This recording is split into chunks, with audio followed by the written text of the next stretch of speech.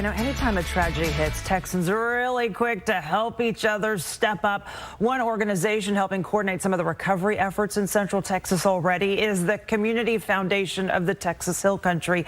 And joining us this morning is the CEO, Austin Dixon. Hi there, sir. Hello, good morning. So your organization raised $150 million after last year's flood disaster. I'm curious, how far did that take in recovery efforts? Was that enough?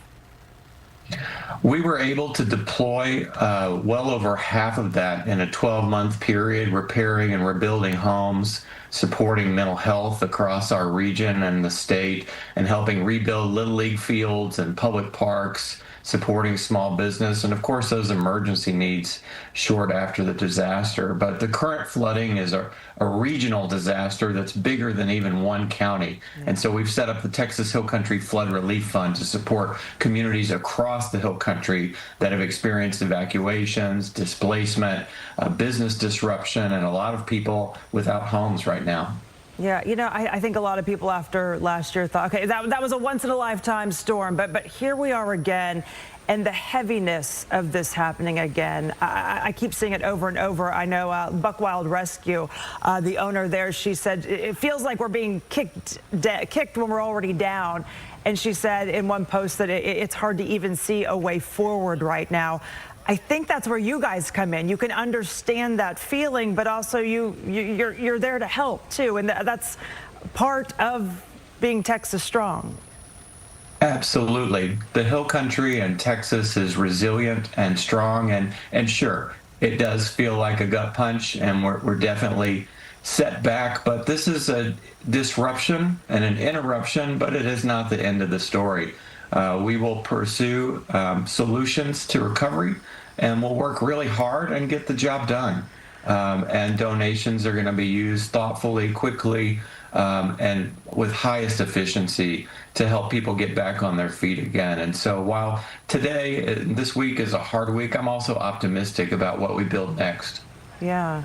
I'm curious, when you now look at some of these spots that you're now rebuilding where you've already rebuilt, like the Center Point Volunteer Fire Department, for example, you could hear in those firefighters' voices yesterday, when I'm watching the video, he's like, well, here was our new refrigerator, here was our new washer and dryer, our new walk-in cooler that we had.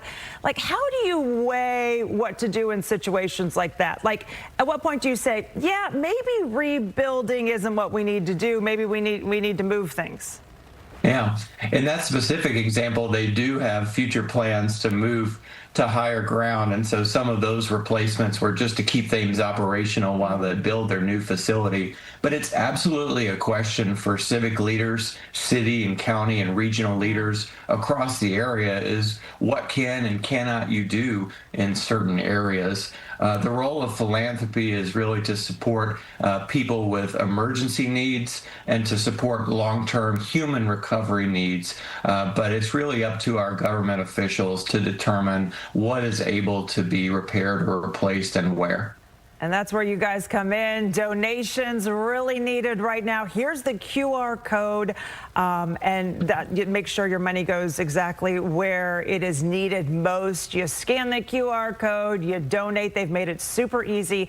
We have a link on our website, fox4news.com as well. Austin, thank you for the work you're doing and the long road you got ahead. We appreciate it. Thank you for having me.